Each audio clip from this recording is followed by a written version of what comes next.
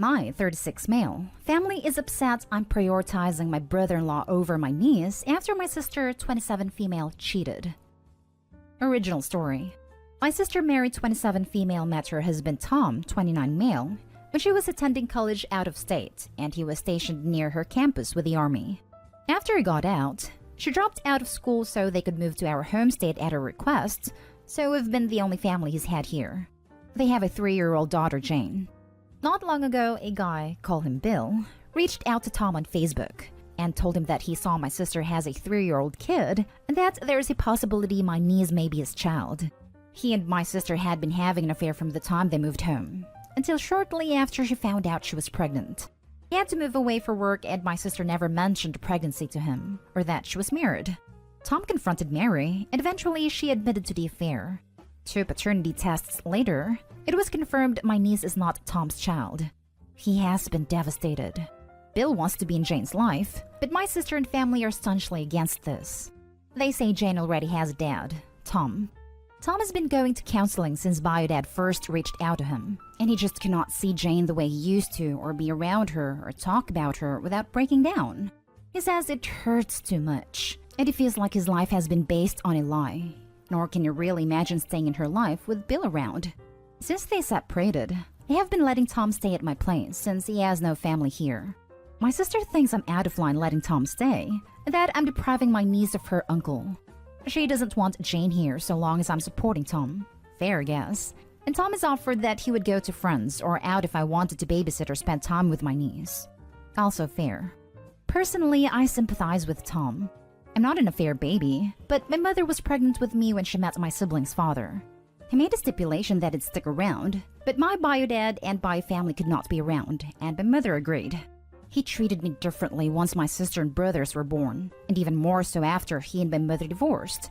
My paternal family reached out eventually, and I learned the truth and got to know them. This pissed off my adopted dad to no end, and his family as well. Said it was a slap in the face that I would even want to know my other family.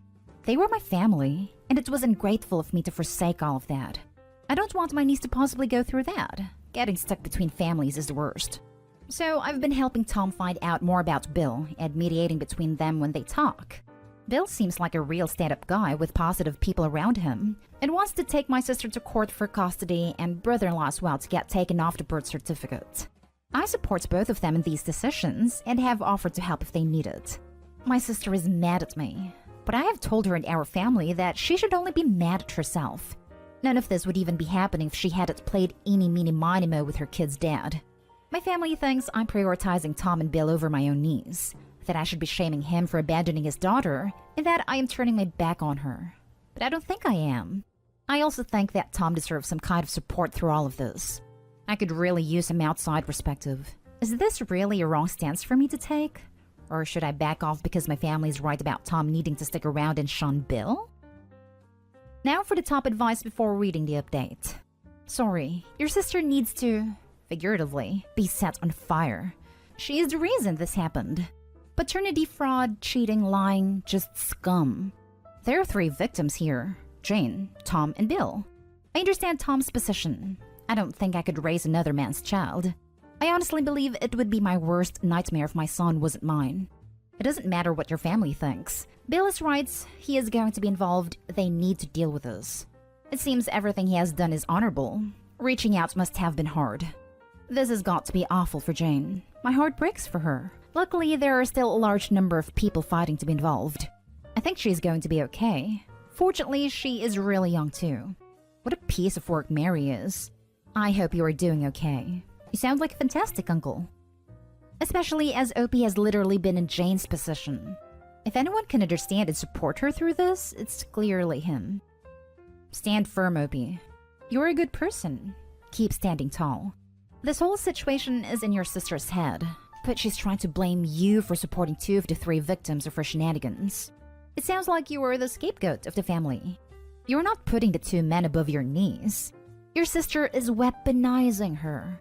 She's the one not allowing you to see her. Don't buy into their manipulative BS. Your sister could very easily set up times where you can visit your niece, go on an outing to the park, for example, etc. She's the one putting the caboose on this. I find it admirable that you are ultimately benefiting your niece by clearing up her paternity situation and allowing her bio dad to claim his rights to her. I especially find it admirable that you are supporting your brother-in-law after the massive betrayal that he has endured via your sister's hand. Keep walking tall and don't lower yourself to your family's non-existent ethics. Your family is supporting the woman who cheated on her husband, had a baby with another man, and never told anyone. They don't get a say. I find it just disgusting that their argument is that you don't get to see your niece if Tom is living with you. They don't seem to have a problem with your niece not seeing Tom, the only dad she's known, or for Pete's sake her newly revealed bio dad. Your want to support Tom and mediate with Bill is admirable, Opie. You are a good person. It's such a leap in logic they're applying to. They won't let Opie see his niece because the child's not father is there, but they have unilaterally decided the not father is the father and therefore must take responsibility for her. While I understand guys who stay in kids' lives after a discovery like this is made, you can't blame them for walking away either. Niece is only 3 anyways, and the fact is that if he left now, she'd never even remember him.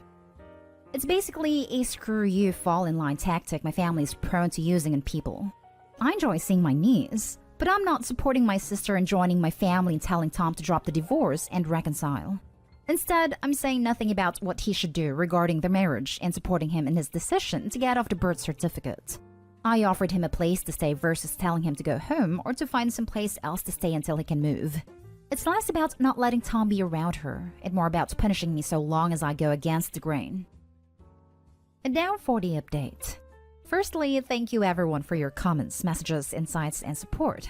It really helped me strengthen my resolve and find solace in what I was doing. I'll address a few concerns/questions that popped up before my mini update. Yes, Bill knows Jane is his. When Tom got his paternity test done, he and Bill had him go separately to be tested. Why am I letting Tom stay with me? Well, he was family for years. And for me, you don't just chuck family onto the streets except for extreme situations. Divorce takes a year in my state, and Tom is opting to stay to make sure it can all be handled quickly and smoothly to get it finalized as soon as possible.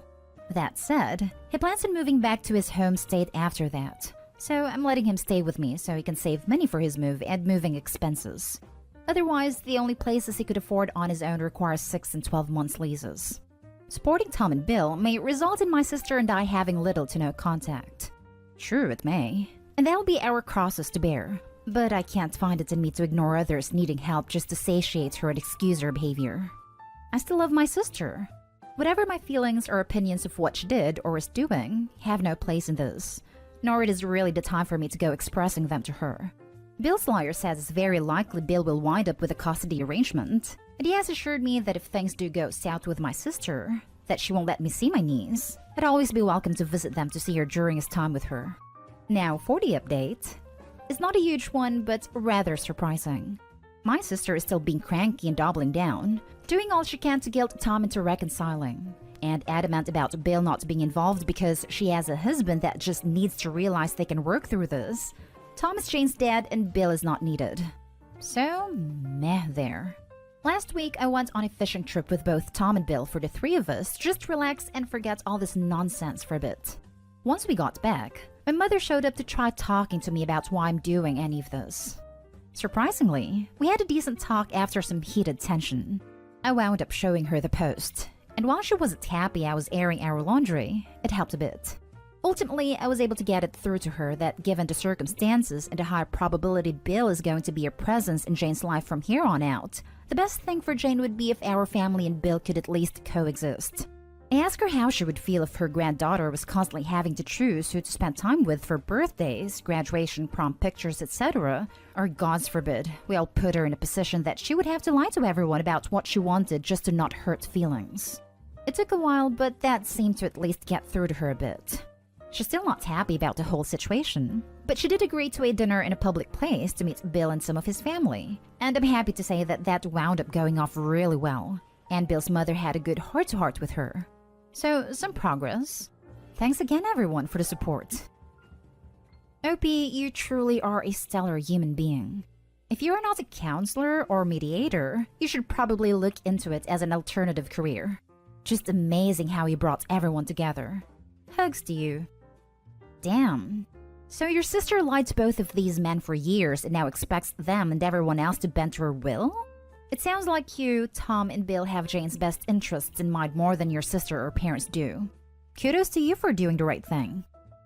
Writers of cheap romances couldn't write a character with this level of entitlement even with 10 pens.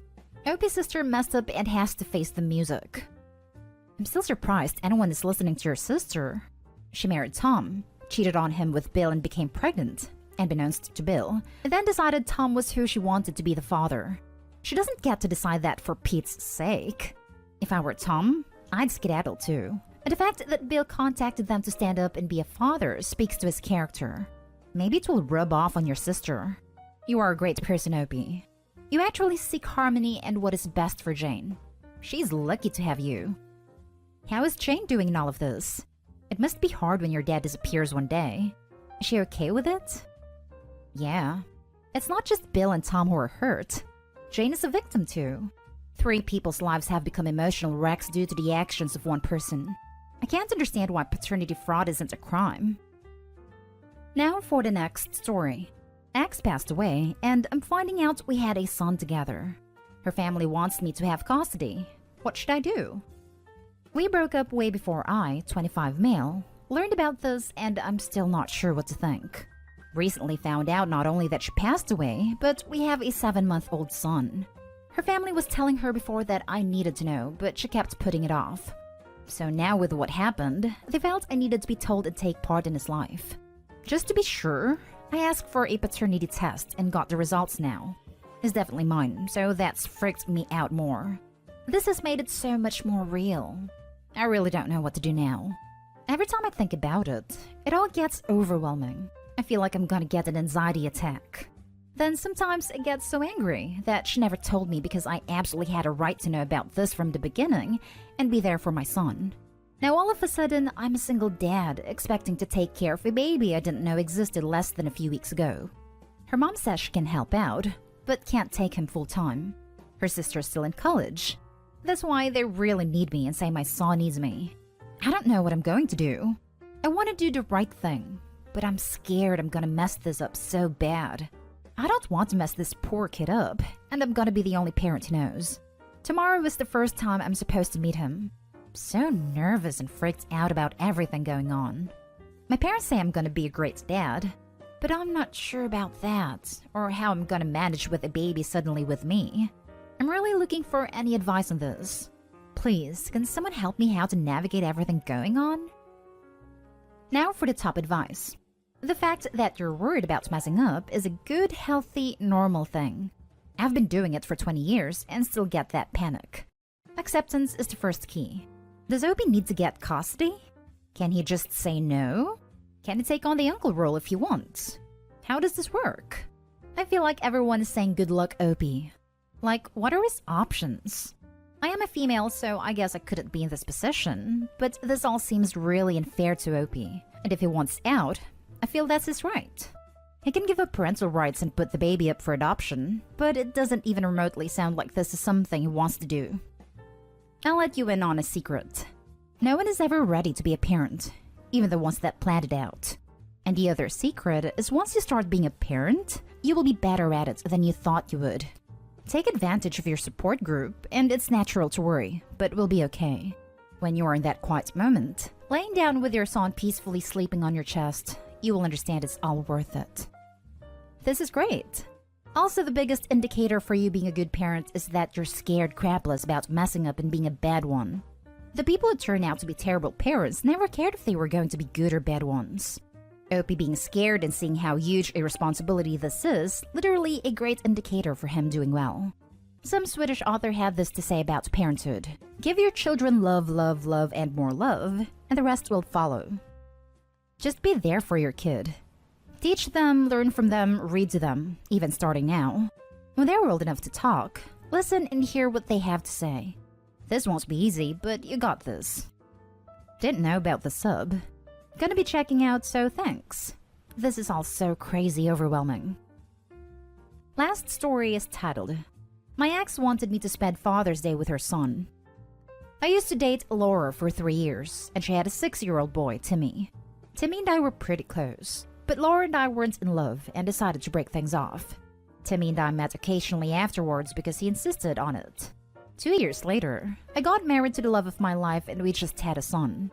Laura was really pissed because now her son was going to take a backseat to my own. I explained to her that her son should move on, but she insisted I still be in his life. It was my first Father's Day yesterday, and I spent it with my dad and son. It was 3 generations of family, and I almost teared up. That was until I found Timmy at my doorstep wishing me Happy Father's Day. I was shocked, and Laura had already driven off. I included Timmy in the festivities, but I was damn pissed. When Laura came to pick him up, I just sent him off. I'm thinking of bringing in Timmy one more time and telling him I'm not his dad or pretend dad, and I don't want to see him anymore. Would this be going too far? Well, Timmy is a kid. He obviously feels like you're a father figure in his life. You need to have a talk with Laura, who is enabling this. Laura's nuts. She is feeding Timmy lies which will eventually hurt him. If she does this again, let him in and report his mom for abandoning him on your doorstep. What if something happened after she left him and drove off? What if you weren't even home? She put him in a very dangerous situation, and I personally wouldn't let her off easy. Absolutely going too far. This is a child, a young boy who looks up to you as a father figure. Why willingly crush him? Any problems you have should be handled directly with your ex, his mother. Tell her you're sorry, but you're not his dad and don't have a father/son bond with him. You've moved on and have your own child and would appreciate if she left you alone. I feel sorry for that poor boy. I've told her again and again, but she's borderline crazy. If she keeps dropping the kid off on you after you've expressed all of this, it's time to tell her that if she does it again, you're going to report her for child abandonment or something. She can't force you into a relationship or even to be a babysitter. That's nuts. I may need a restraining order.